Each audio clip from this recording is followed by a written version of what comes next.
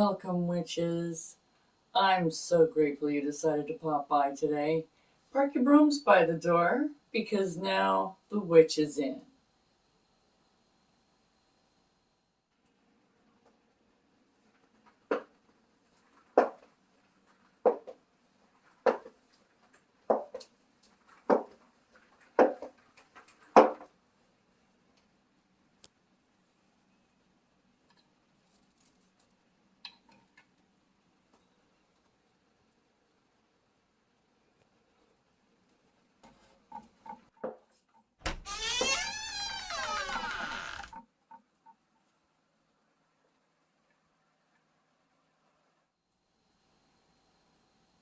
Blessed be.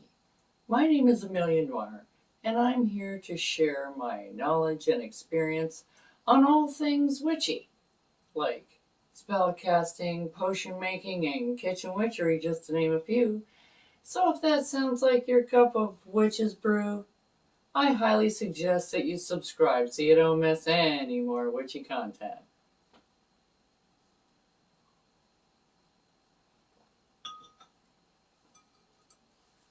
So today on The Witch's Inn, we're going to have a little discussion about talismans, amulets, and charms. Now, you can get 10 witches, line them all up, and ask them that question, and you'll get 10 different answers. It's really what people think, how you use it. In my book, this is what I feel about talismans, amulets, and charms. And not to say, like, if somebody calls it this and I think it's a that, who cares really? Is it working? Is it doing what it's supposed to do? Then what difference does it make at the end of the day? That being said, in my books, a talisman is a man-made or naturally occurring item that is enchanted by a user and is used by them as an offensive weapon of a sort. So they would use it like an athame, a wand. This is something that you wield, that you wear, that helps you, that gives you some kind of power or energy or ability that you don't normally have. So if you're wearing a particular item like a necklace or rings so that it increases your energy output, increases your aura, increases your power, or it extends your reach like a wand or an athame. An athame cuts through and does work for you. So that would be a talisman in my book.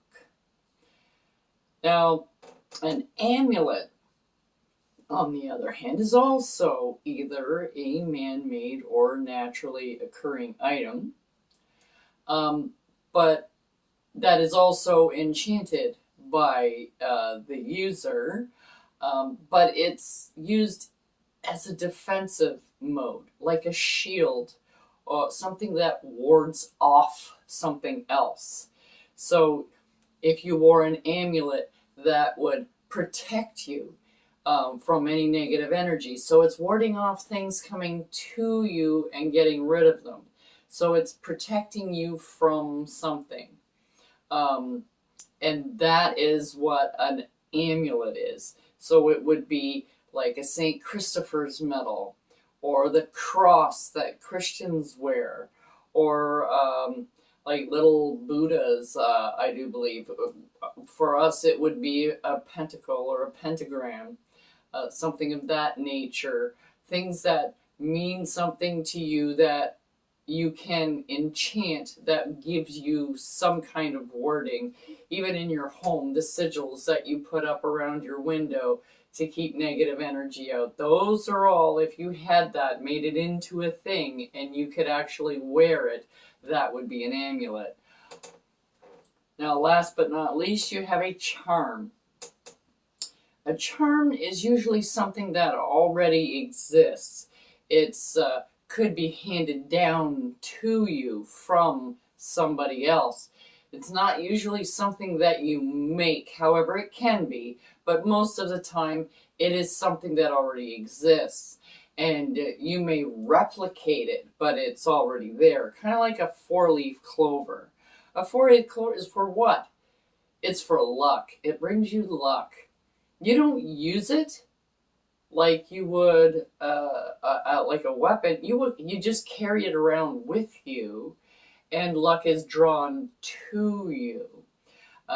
So it's not warding anything off, and you're really not wielding it like a weapon, or you don't take your four-leaf clover, unless it's a leprechaun possibly, and hold it out, and it would have some kind of effect, but rabbit's foot, pop glory, the different things like that, those would all be charms, but you can also make a charm of your own that looks like those. They already have their own innate power imbued into the item itself, even though it has not ever been charged. It's socially charged. It's everybody knows what it is. It's kind of like Santa and the Easter Bunny. They're accepted because it's a social thing. Everybody feeds into this illusion. So this is what I think like a charm is, and they can be usually collected like a charm bracelet, and each charm on the bracelet is for something. One could be for better health, better eyesight, better hearing, things of that nature around your charm bracelet. They give you something. They don't aid you really in anything during your spell work, but they're there. They make you feel better. They add to your aura. So that in essence is what I think the difference between a talisman, amulet, and a charm is. However, tomato, who cares really? In the end, if you're getting a spell and it says, oh, blah, blah, blah, it's a this, and you think it's a that, is that what you want? Is that what you're looking for? Do the spell. If it works for you, great.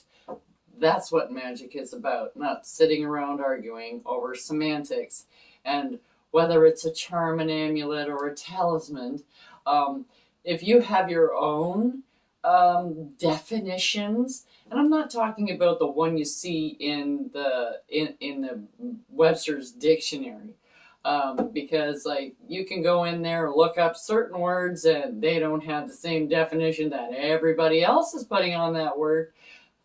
So that's just something to just kind of knock around in your brain. People refer to them as the same thing a lot of times. They think they're all pretty much the same.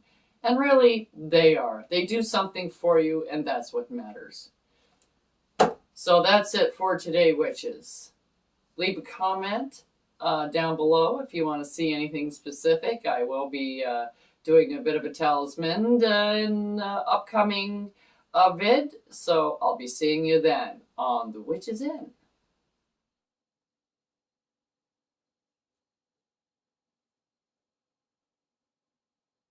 Don't forget to like, subscribe, and hit that notification button so you don't miss what I have brewing for you here on The Witch is In.